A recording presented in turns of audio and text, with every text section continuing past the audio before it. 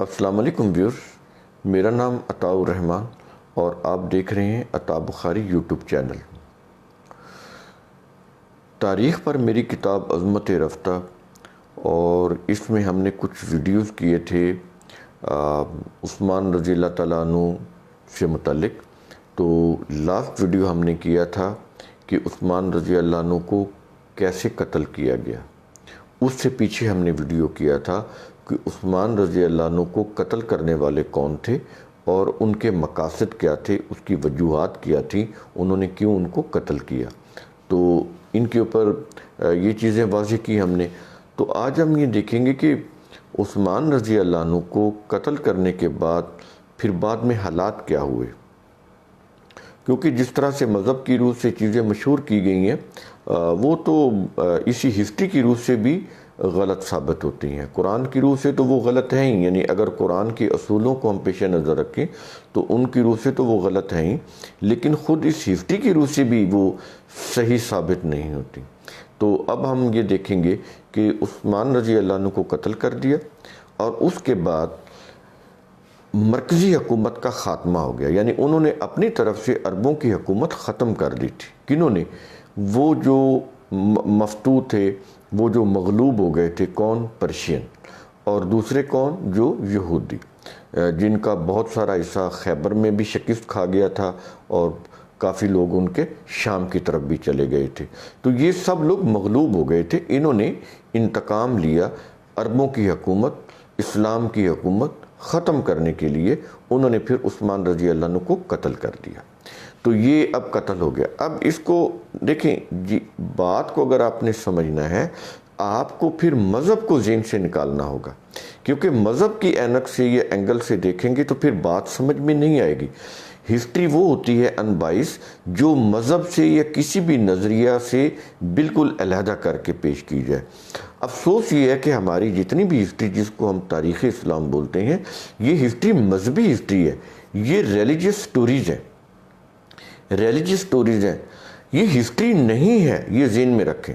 یہ مذہبی قصے ہیں، مذہبی داستانیں ہیں جو کسی نہ کسی مسلک کی نمائندگی کرتی ہیں، ٹھیک ہے، اور ان کے خلاف ہیں جو ان کے فاتح تھے، یعنی عرب، کیونکہ عربوں نے پرشیا کو فتح کیا تھا۔ دنیا کی سب سے قدیم ترین جو سیولائزیشن تھی پرشیا کی، 500 قبل مسیح کی یہ سیولائزیشن، اور اس کو انہوں نے ختم کر دیا۔ تو ظاہر ہے ان کے اندر انتقامی جذبہ تھا، اور یہ چیزیں تو یہ بنیادی فیکٹس میں بار بار آپ کو ریپیٹ کراتا رہتا ہوں کہ جب بھی آپ کو ہسٹری سمجھنے بیٹھیں گے، آپ کو یہ ریلیجیس تھاٹ، اپنے مسالک، اپنے عقائد جو بچپن سے سنتے آ رہے ہیں، اس سے آپ اپنے آپ کو علیحدہ رکھنا ہوگا۔ جب آپ ان بائس ہو جائیں گے، بالکل نیوٹرل ہو جائیں گے، اپنے برین کو نیوٹرل رکھیں گے، پھر بات سمجھ آ جائے گی۔ ہسٹری ہونی بھی نیوٹرل چاہیے، لیکن یہ جو تاریخ اسلام ہے، یہ مذہبی قصے ہیں، مذہبی داستانیں ہیں، اسی میں سے ہم کچھ چیزیں جو بہتر ہو سکتی ہیں قرآن کے اصولوں کی روشنی میں، وہ ہم آپ کے سامنے پیش کر دیتے ہیں، اور اسی کو ہم نے میزان اپنی وہ جو کتاب ہے عظمت رفتہ، اس کے اندر بھی لے کر آئے ہیں۔ تو اب عثمان رضی اللہ عنہ کی جب حکومت ختم ہوئی تو یوں سمجھ لیں کہ پرشیا کے لوگوں نے، جیوز نے، انہوں نے اپنی طرف سے عربوں کی یا اسلام کی حکومت کو ختم کر دیا تھا۔ اب وفاقی یا جو فیڈرل گورنمنٹ تھی یا مرکزی حکومت تھی، اس کا خاتمہ ہو گیا تھا۔ تو جب خاتمہ ہوا تو معاویہ رضی اللہ عنہ کے دور تک یہ 5 سال کا عرصہ بنتا ہے، یعنی 656 عیسوی میں عثمان رضی اللہ عنہ کو قتل کیا گیا، اور 661 عیسوی میں معاویہ رضی اللہ عنہ کو وفاق کے اندر حکومت دی گئی۔ تو درمیان کی یہ جو 5 سال ہیں، یہ دور انارکی کے دور ہیں، اس میں انارکی پھیلتی رہی۔ تو کوئی متفقہ وفاقی سطح کے اوپر کوئی فیصلہ حکومت کا نہیں ہو سکا تھا، ٹھیک ہے۔ تو جن لوگوں نے عثمان رضی اللہ عنہ کو قتل کیا، انہوں نے پھر علی رضی اللہ عنہ کی خلافت کا اعلان کر کے وہ کوفہ کے اندر ان کو کوفہ میں انہوں نے دارالخلافہ قائم کر دیا۔ اب ہو یہ رہا تھا کہ علی رضی اللہ تعالیٰ عنہ اب یہ ان کے پاس تھے۔ تو اب دیکھیں جو نہج البلاغہ ہے یہ اہل تشیعوں کی ہی کتاب ہے اور بڑی مستند کتاب ہے. تو اس میں آپ خطبات دیکھیں علی رضی اللہ عنہ کے، ان میں ان کی بے بسی جو ہے وہ صاف نظر آتی ہے. اس کی وجہ تھی کہ انہوں نے علی رضی اللہ تعالیٰ عنہ کو جو مرکز تھا مدینہ، اس سے لے کر آ گئے تھے عراق کے اندر. اب وہ اپنے مرکز سے، پہلے تو ان کا مرکز کاٹا انہوں نے، ان کو اپنے مرکز سے، اپنے جو ہم نسل لوگ تھے ان سے دور کیا، ان کے وطن سے ان کو دور کیا. اب وہ ان کو عراق میں لے کر آ گئے. اب یہ جو کچھ وہ کر رہے تھے عراق کے لوگ، وہ علی رضی اللہ عنہ کے کھاتے میں ڈال رہے تھے. یعنی کر وہ اپنی مرضی کر رہے تھے، لیکن وہ یہ کہہ رہے تھے کہ یہ ہمارے خلیفہ ہیں، اور پھر وہ ساری ذمہ داری ان کے اوپر عائد کر رہے تھے. یہ بنیادی پوائنٹ جب تک آپ نہیں سمجھیں گے بات کلیئر نہیں ہوگی. اور اس کی میں نے آپ کو بتایا ہے کہ خود نہج البلاغہ میں آپ علی رضی اللہ عنہ کو جو خطبات ہیں ان میں آپ دیکھ لیں گے کہ ان کی جو بے بسی کی حالت انہوں نے کی تھی عراقیوں نے، وہ آپ اس کو خود دیکھ سکتے ہیں. تو یہاں پر بات ہم شروع کرنے لگے ہیں. جب عثمان رضی اللہ عنہ کو قتل کیا گیا تو اس کے بعد کیا ہوا؟ عثمان رضی اللہ عنہ کے قتل کے بعد جب مالک اشتر، یہ بیسیکلی تو یمنی تھا لیکن عراقیوں کا یہ کمانڈر بنا، عراقی جو لشکر تھا، اور یہ اس کا خاص آدمی تھا ابن سبا کا، جس کو ابن السودا بھی کہتے ہیں، جو یہودی تھا جس نے یہ ساری تحریک نسلی بنیاد پر کھڑی کی تھی، ایتھنیسٹی کو بیس بنا کر. تو یہ اس کا خاص اس کا تھا. اور خود جو ابن سبا تھا یہ بھی یمنی عرب تھا، اور مالک اشتر بھی یمنی عرب تھا. تو یہ یوں کہہ لیں کہ یہ ان کا ملٹری کمانڈر تھا، یعنی عسکری لیڈر تھا جو مالک اشتر تھا. اور اوورآل جو اس کا جو ماسٹر مائنڈ تھا اس سارے قتل کی سازش کا، وہ تھا ابن سبا، جس کو ابن السودا بھی ہسٹری میں لکھا ہوا ہے. تو عثمان رضی اللہ عنہ کے قتل کے بعد مالک اشتر نخی نے علی رضی اللہ عنہ کے لیے بیعت کی کارروائی کرنا چاہی.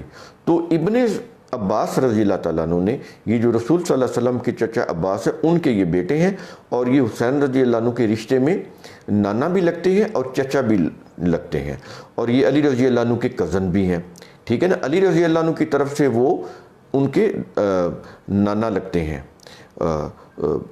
تو چونکہ کزن ہیں، آگے پھر رسول صلی اللہ علیہ وسلم کے بھی کزن ہیں، تو رسول صلی اللہ علیہ وسلم کی طرف سے نانا لگتے ہیں، علی رضی اللہ عنہ کی طرف سے وہ رشتے سے وہ چچا لگتے ہیں. تو انہوں نے علی رضی اللہ عنہ کو سمجھایا کہ آپ گھر بیٹھے رہیں. یہ میں حوالہ دینے لگا ہوں تبری کا، کیونکہ یہیں سے تبری آگے چلتا ہے. جتنی بھی ہسٹری ہے وہ تبری سے آ رہی ہے. تو میں بیسک سورس کی بات کر رہا ہوں. تبری نے کیا لکھا ہے کہ ابن عباس نے علی رضی اللہ عنہ سے کہا کہ آپ گھر بیٹھے رہیں. جب وہ ان کو کوفہ لے جا رہے تھے مدینہ سے، عثمان رضی اللہ عنہ کو قتل کیا، اور علی رضی اللہ عنہ کو جب وہ عراقی کوفہ لے جا رہے تھے، تو اس وقت ابن عباس نے علی رضی اللہ عنہ سے کہا کہ آپ گھر بیٹھے رہیں یا اپنے علاقہ ینبو چلے جائیں، ینبو، اور باغیوں سے کوئی واسطہ نہ رکھیں، کیونکہ اللہ کی قسم اگر آپ ان کے ساتھ اٹھ کھڑے ہوئے تو کل کو لوگ خون عثمان کا الزام آپ پر لگائیں گے. یہ حوالہ کس کا ہے؟ تبری کا. اور یہ تبری کی 5ویں جلد ہے اور 160 صفحے پر یہ حوالہ ہے.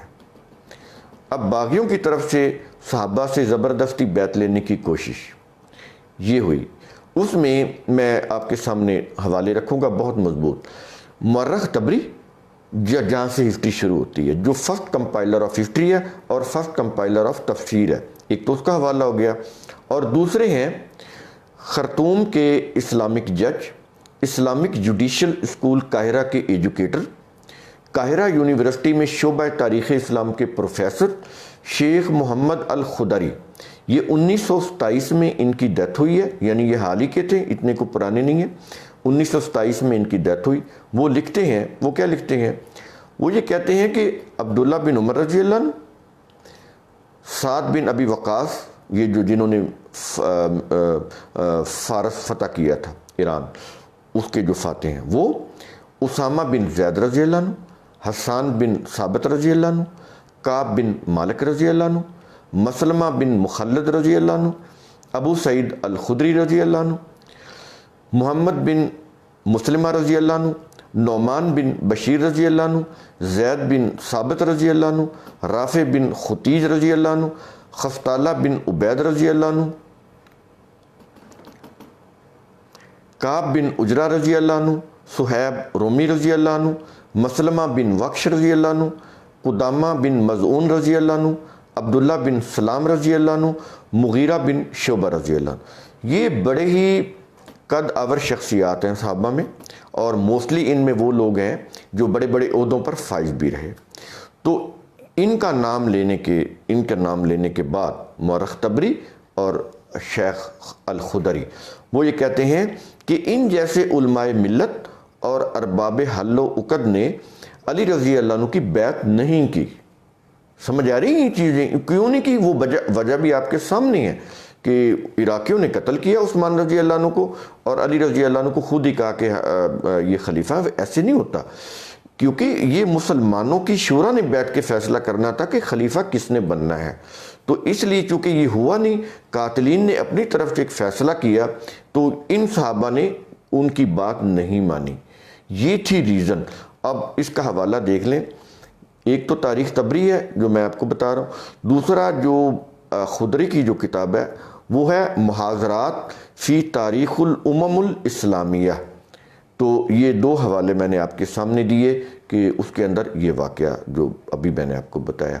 उसामा रज़ी अल्लाह अन्हु बिन ज़ैद ने जब बैत न करने की वजह का साफ इजहार किया तो मालिक अश्तर उन पर हमला आवर हुआ, लेकिन साद रज़ी अल्लाह ने उनको बचा लिया। फिर मालिक अश्तर ने अब्दुल्ला बिन उमर रज़ी अल्लाह अन्हु से बैत करने को कहा, वो ना माने तो मालिक अश्तर ने उनको कत्ल करने की धमकी दी, अब्दुल्ला बिन उमर रज़ी अल्लाह अन्हु को। तो अली रज़ी अल्लाह अन्हु ने उनको बचा लिया। तलहा और ज़ुबैर मौका मिलते ही मदीना से निकलकर मक्का पहुँचे और हज पर गए हुए जो सहाबा थे वहाँ जाकर उनको मदीना की सूरत हाल से आगाह किया।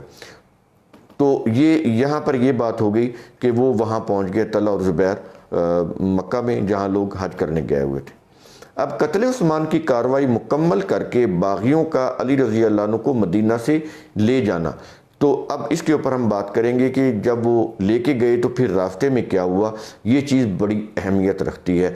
यहाँ पर आपको उनका चेहरा खुलकर सामने आ जाएगा जो अली रज़ी अल्लाह अन्हु की खिलाफत का ऐलान करके उनको साथ ले जा रहे थे, लेकिन दर हकीकत वो अली रज़ी अल्लाह अन्हु से मुखलिस नहीं थे।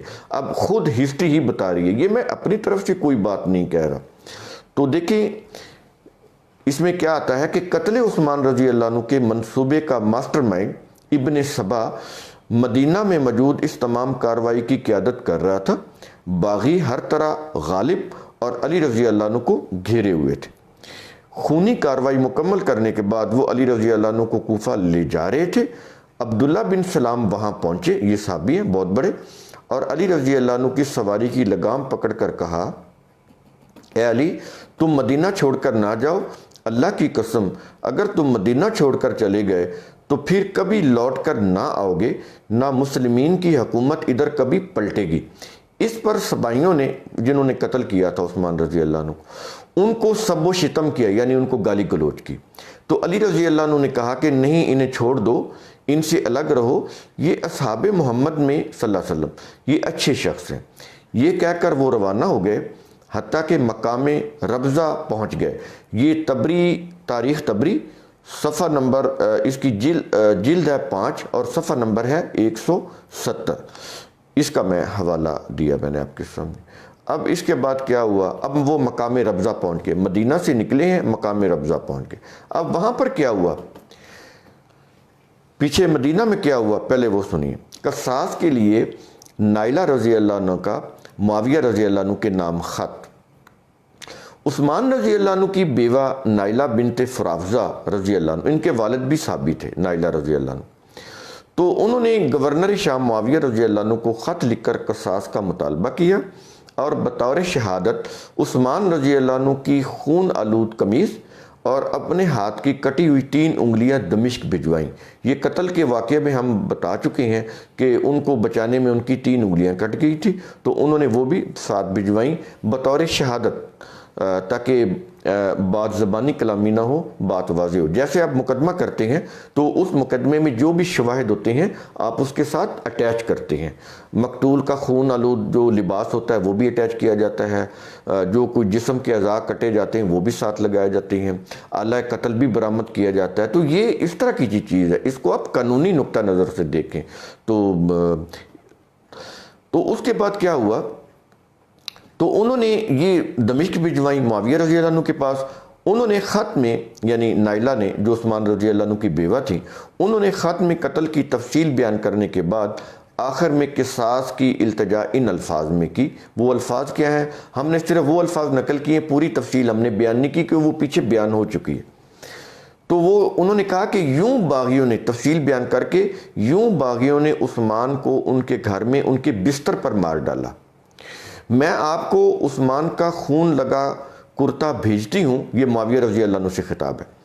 اگر کوفہ، بصرہ اور مصر سے آنے والے باغی مجرم ہیں تو وہ اہل مدینہ بھی مجرم ہیں جنہوں نے ہمیں رسوا ہوتے دیکھا مگر مدد نہیں کی۔ میں نے بتایا کہ اہل مدینہ میں کون لوگ تھے جو باغیوں سے ملے ہوئے تھے۔ ایک تو وہ یہودی باقیات تھی جو خیبر چلی گئی تھی، بتایا تھا میں نے آپ کو، وہ جنہوں نے رسول صلی اللہ علیہ وسلم کو دعوت کے بہانے بلا کے قتل کرنا چاہا تھا، اور ان کے لوگوں کو پھر قتل کیا گیا، باقی لوگ خیبر شفٹ ہو گئے۔ انہوں نے پھر مدینہ پر حملہ ور ہونے کی کوشش کی اور رسول صلی اللہ علیہ وسلم نے خیبر میں جا کے ان کو شکست دی تھی، تو ان کی باقیات مدینہ میں موجود تھی۔ دوسری جو ابی بن منافق جو تھا، ابی بن عبداللہ بن ابی، تو اس کے جو لوگ تھے خیر خواہ، وہ بھی مدینہ میں سیٹل تھے، قدیم زمانے سے رہ رہے تھے، مقامی تھے وہاں کے، تو وہ بھی تھے۔ تو یہ جو لوگ تھے یہ باغیوں کے ساتھ تھے، تو یہ ان کی بات ہو رہی ہے۔ اب سمجھ آئی کہ میں پوری ڈیٹیل اس لیے بتاتا ہوں تاکہ بات کلیئرٹی کے ساتھ سامنے آ جائے۔ تو انہوں نے کہا کہ یہ جو مدینہ کے لوگ ہیں انہوں نے ہمیں رسوا ہوتے دیکھا، مدد نہیں کی۔ اب سوچ لو، اب معاویہ رضی اللہ عنہ سے کہہ رہی ہیں کہ اب سوچ لو، تمہیں خدا کو منہ دکھانا ہے، فریاد ہے، ہم پر مصیبت کا پہاڑ ٹوٹ پڑا ہے۔ عثمان کے ولی امیر معاویہ اور اللہ کے نیک بندوں سے مدد طلب کی ہے۔ اور یہ حوالہ ہے کتاب الاغانی از ابو الفرج الاصفہانی، یہ اس کی جلد نمبر 10 ہے اور صفحہ نمبر اس کا 68 ہے، اور یہ پرشیا کی کتاب ہے، یہ اردو کی کتاب نہیں ہے، یہ بھی ذہن میں رکھ لیں۔ تو اس کے بعد ہم آ جاتے ہیں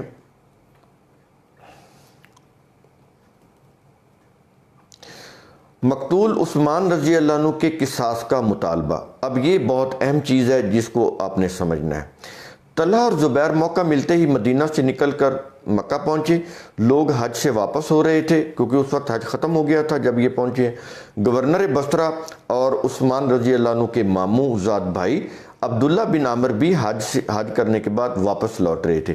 یہ جو عبداللہ بن عامر ہیں یہ عثمان رضی اللہ عنہ کے ماموں زاد بھائی ہیں، یعنی قریبی رشتہ ہے، اور یہ بصرہ کے گورنر بھی تھے۔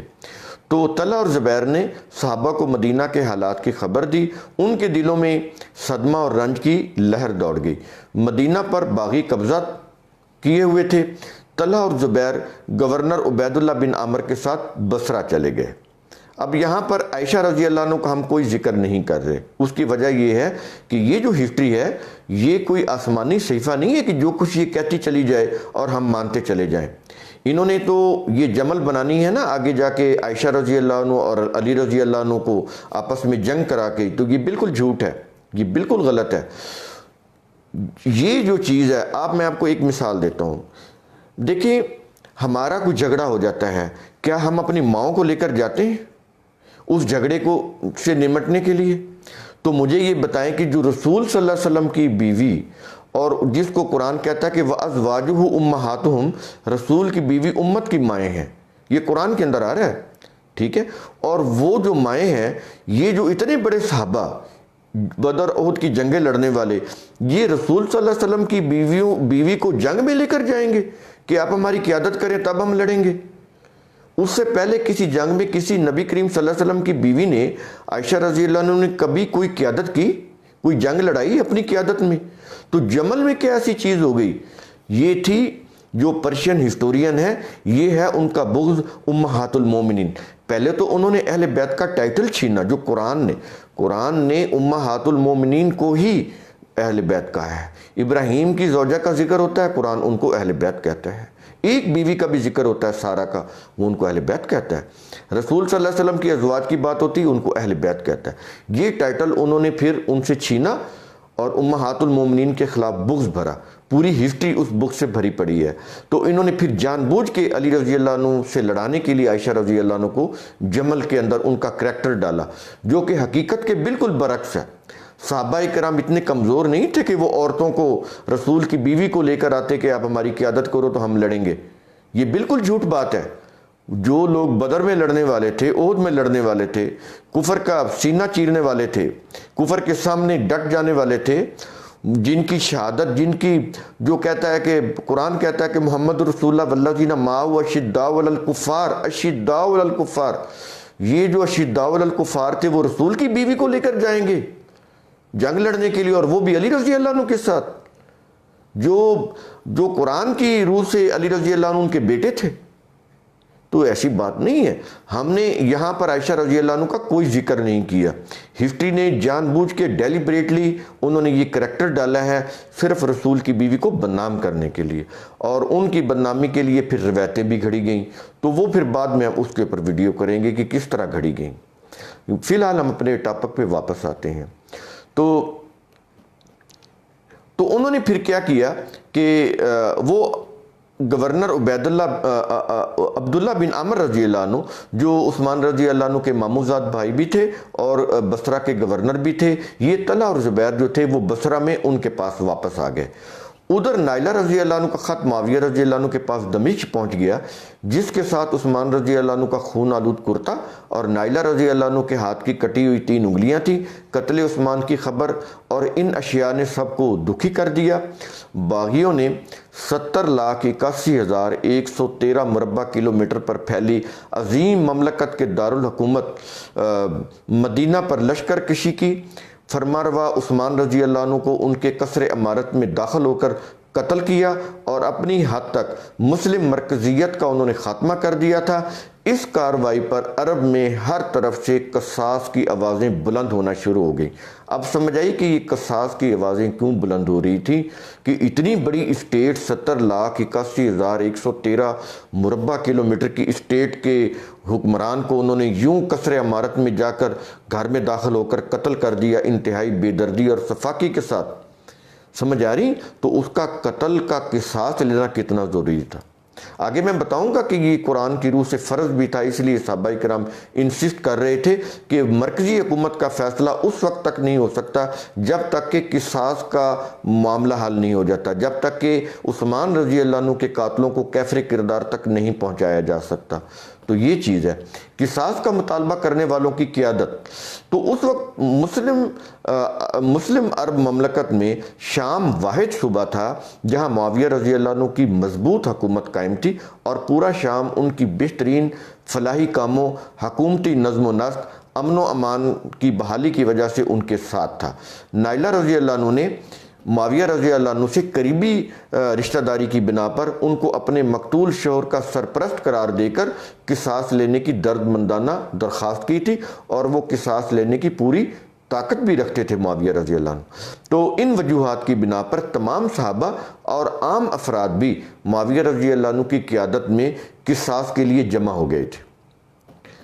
قصاص عثمان اور امارت علی رضی اللہ عنہ پر صحابہ کا موقف یہ کیا ہے؟ یہ بڑا ضروری ہے جاننا کہ صحابہ کا کیا موقف تھا۔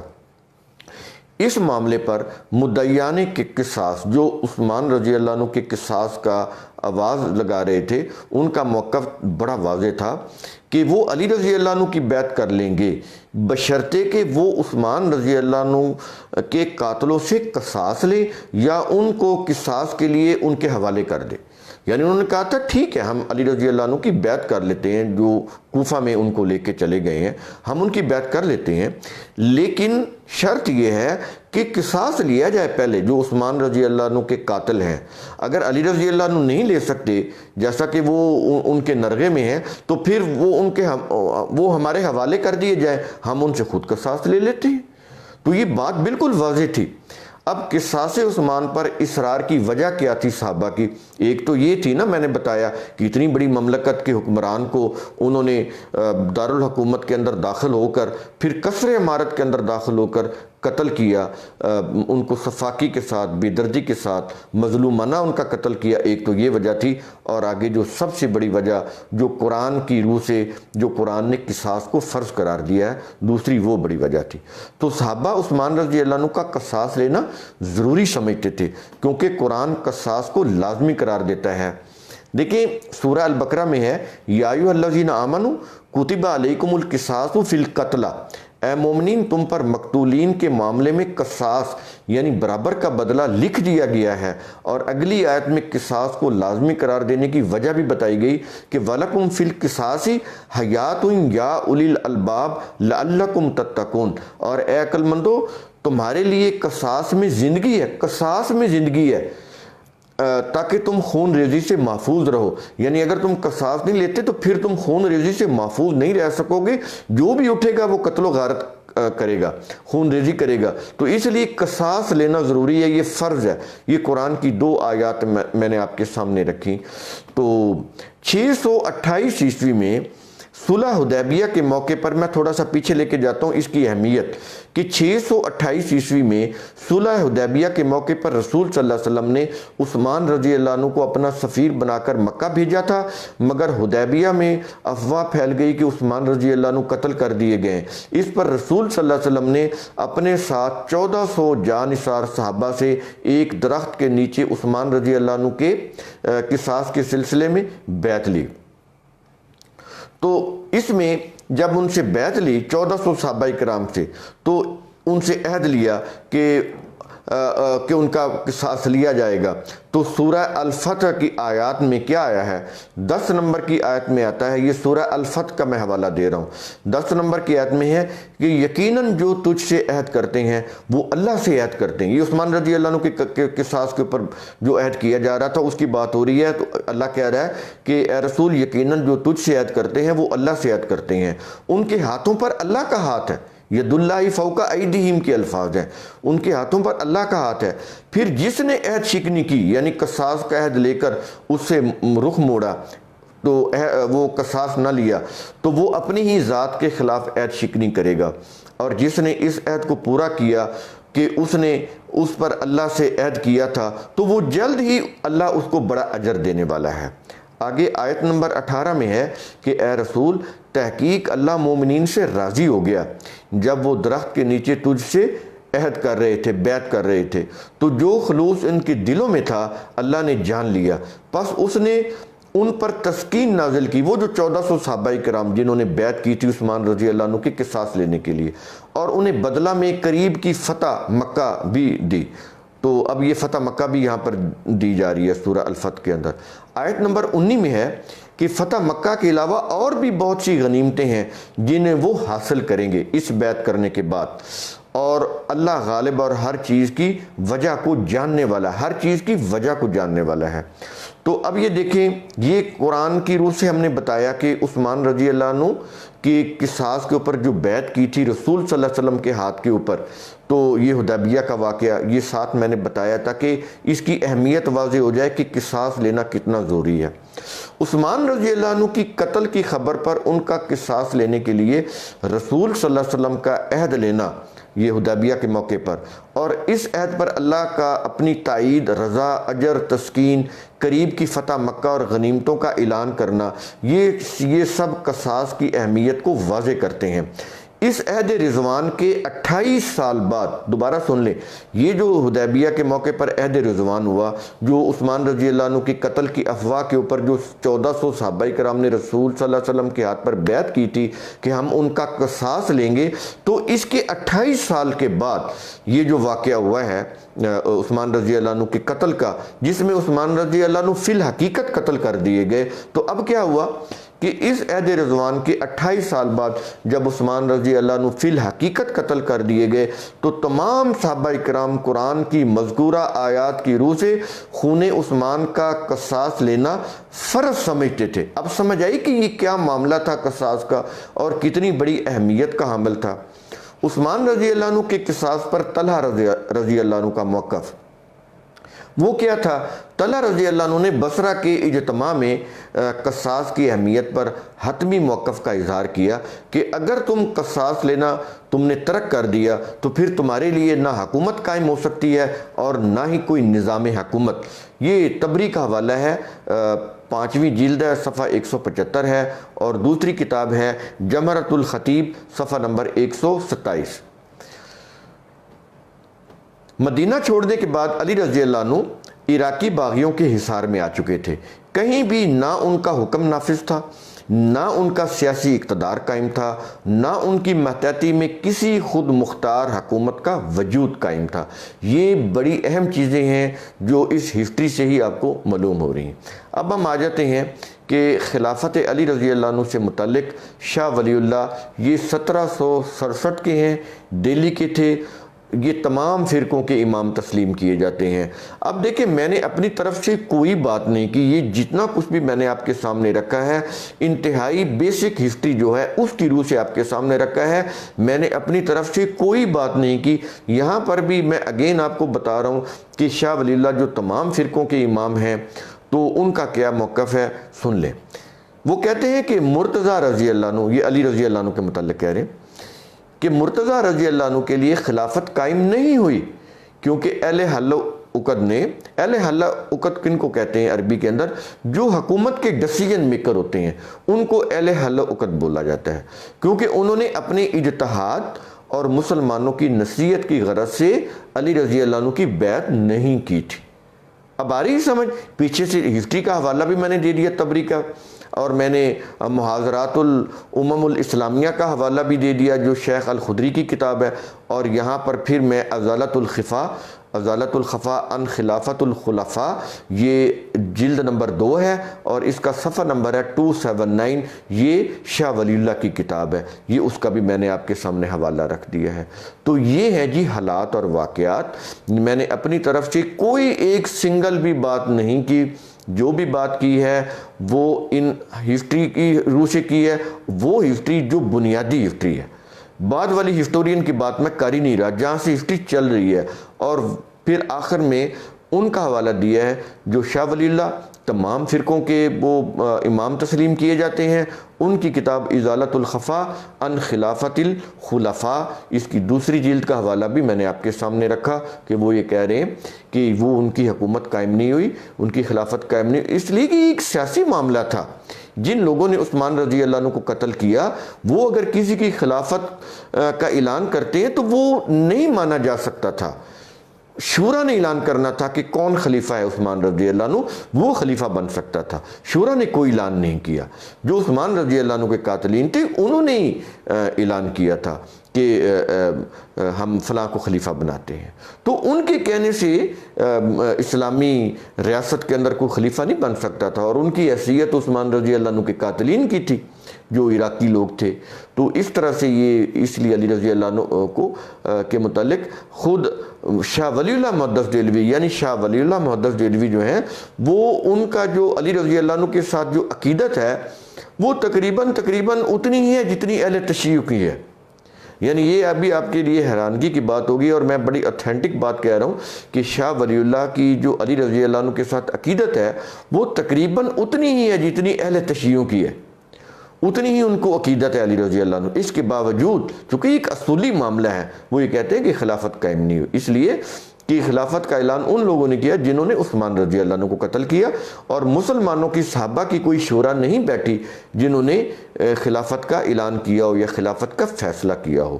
اس لیے یہ چیز جو تھی یہ دستور کے مطابق صحیح نہیں تھی، تو یہ چیز ہے۔ تو یہاں تک ہم آتے ہیں، اس کے بعد ہم جمل کے اوپر اگلے ویڈیو میں بات کریں گے۔ تو امید ہے یہ جو فیکٹس میں نے آپ کے سامنے رکھے ہیں اس سے کافی کچھ آپ کو سمجھ آیا ہوگا، کافی کچھ کانسیپٹ آپ کا کلیئر ہوا ہوگا۔ شکریہ۔